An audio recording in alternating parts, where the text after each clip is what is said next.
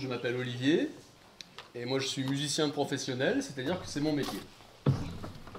Alors on va partir sur les premiers instruments, les instruments qu'on appelle racines, jusqu'aux instruments de l'orchestre moderne. On va dresser comme ça un arbre généalogique des instruments de musique avant, voir l'évolution de ces instruments de musique à travers les âges. Alors une première question, je vais vous demander, d'après vous, quel est le plus vieil instrument de musique avant qu'on ait retrouvé? Dis-moi. Celui-là. Ah, le nom? Je sais pas trop comment. Je sais, c'est avec les flûtes. Ouais, c'est dans les flûtes, effectivement. Dis-moi, toi, qu'est-ce que tu en penses? C'est une flûte, ouais. Est-ce que vous avez une autre idée? Dis-moi. Un sifflet. Un sifflet, effectivement, c'est pas bête parce que ça, c'est intéressant. Alors, le plus vieil instrument de musique qu'on ait retrouvé, on l'a en photo, c'est celui-ci. Là. C'est une flûte en os qui remonte à la préhistoire. Elle est ici. Ouais, et là, ici, j'en ai une copie. Voilà. Donc celle qui est sur la photo, en fait, c'est une flûte en os de renne. Et voilà une petite musique qui pourrait évoquer et donner l'idée de ce que pourrait être une mélodie sur une flûte en os.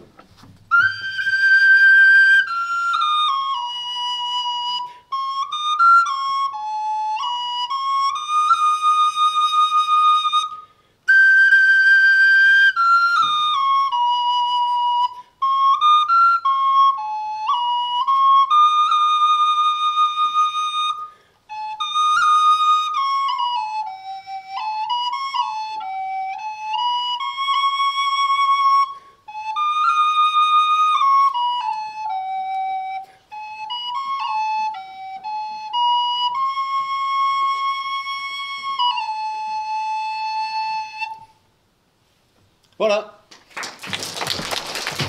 Merci. Qu'est-ce que c'est? C'est de la terre cuite. Comme de la pâte à modeler, c'est de l'argile avec lequel on va façonner soit des plats, soit des petites statuettes. Et on a aussi fabriqué, ça plutôt il y a 12 000 ans, des petites flûtes de ce type-là. Et là, on est sur des flûtes globulaires. Globulaires parce qu'elles sont rondes, comme un globe, comme le globe terrestre. Et ça va donner un petit son très contenu. Et puis on entend la matière de la terre qui ne donne pas de brillance. C'est quelque chose d'assez terne finalement. Et dans ce type de flûte globulaire, regardez. Ici, on a un peu la même chose. Mais c'est pas de la terre. C'est des calebasses. C'est des espèces de légumes, et une fois qu'ils sont secs, l'intérieur s'est évidé, et il ne reste plus que l'extérieur, dans lequel on perce des trous. Ça vient du Mali, en Afrique. Et celle-ci, ça vient plutôt d'Amérique du Sud. Et il y a ce genre aussi de petites flûtes globulaires qu'on retrouve en Chine. Et là, c'est plutôt en porcelaine. Ça vous dit rien, cet instrument? Ça s'appelle un ocarina. Alors on est pareil, sur une flûte en terre, une flûte globulaire. Et ça, c'est un peu plus récent, ça vient d'Italie. Ce sont en fait les boulangers italiens qui, une fois qu'ils avaient fait le pain dans les fours, il restait la chaleur dans le four. Ils avaient traditionnellement l'habitude de faire cuire des petits ustensiles en terre cuite, et notamment de l'ocarina. Ils ont donné le nom à l'ocarina parce que ça a une forme en tête d'oie. Et ocarina, en italien, ça veut dire petit oie. Et je vais donc vous jouer un morceau italien, et vous allez voir, on retrouve ce son assez contenu.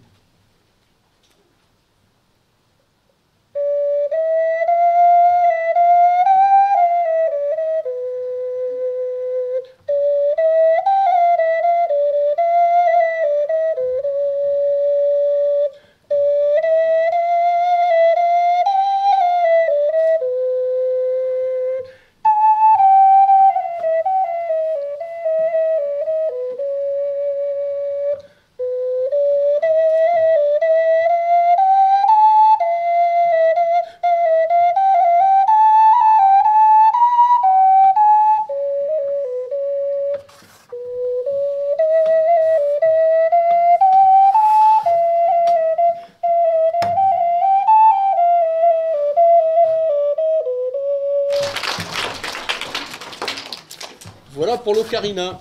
Alors, tout à l'heure, tu disais qu'un des matériaux qu'on trouve à l'état naturel le plus simple autour de chez nous pour faire une flûte, c'est le bois. Alors, évidemment,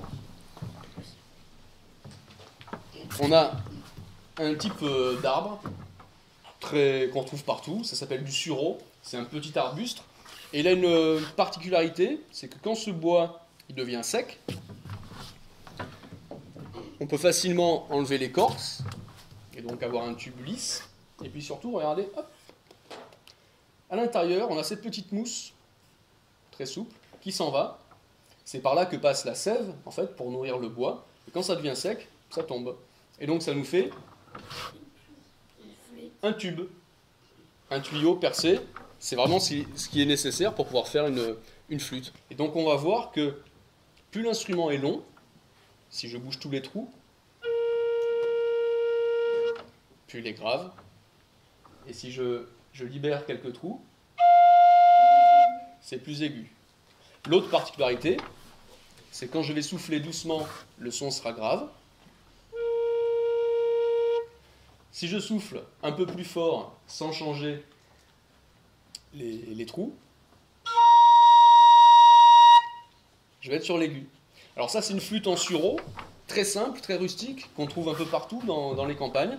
Je vais vous jouer un petit morceau très rapide, un morceau de danse, qui servait pour le divertissement, pour faire danser les gens dans les campagnes. Et vous allez pouvoir voir que quand je souffle doucement, c'est grave, quand je souffle un peu plus fort, c'est aigu.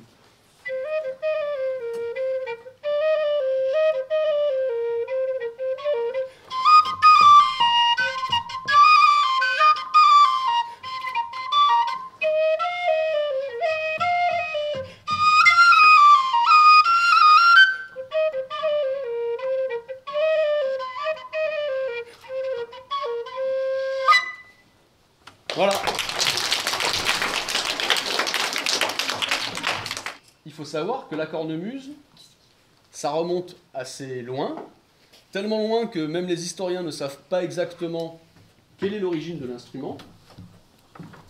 Certains disent que ça remonterait aux Romains, dans les légions romaines, donc à l'Antiquité.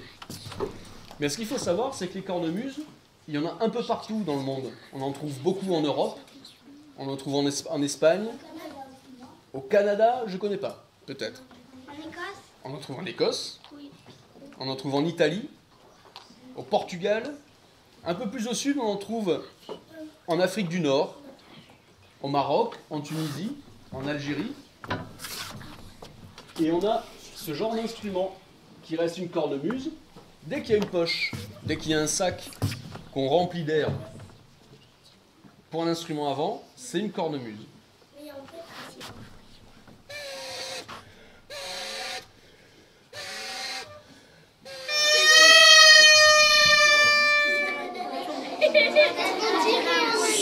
Ah, voilà.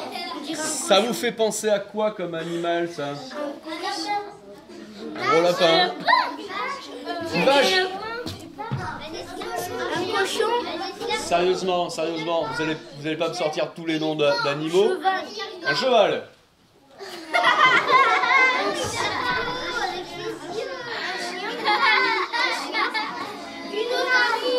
C'est une chèvre. Eh oui. À l'origine,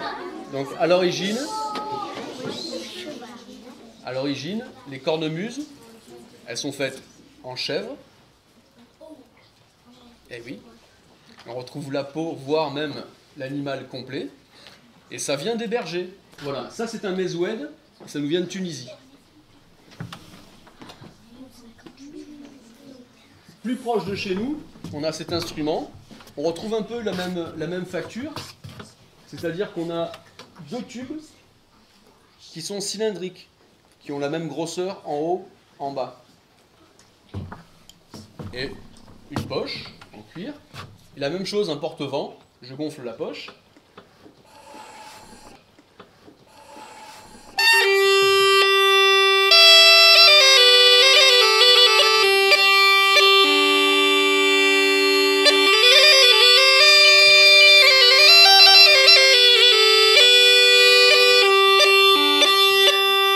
Et là, qu'est-ce qu'on a?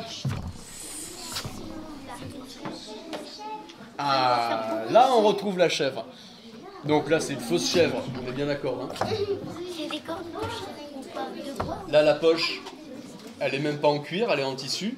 À l'intérieur, il y a un petit cuir, mais elle est recouverte de tissu. Et c'est le luthier, celui qui fabrique l'instrument de musique, qui a donné l'évocation de l'animal juste avec une décoration. Ça sert juste de décoration. Voilà. Et alors cette cornemuse-là, elle vient des Balkans. Elle vient de Slovaquie. Et ça s'appelle le gaïda. La Slovaquie, les Balkans, c'est, on va dire, entre la France et l'Europe et la Russie. C'est cette partie du monde. Ça reste en Europe centrale, on va dire. Et il y a une grande tradition de cornemuse partout en Europe centrale. Ils ont ce style d'instrument. Donc vous voyez, on retrouve des cornemuses qui viennent du pourtour du bassin méditerranéen, d'Afrique du Nord. On en retrouve chez nous, dans les Landes, par exemple. On en retrouve aussi dans les Balkans. Je vais vous jouer un petit morceau rapidement pour vous donner le son de l'instrument.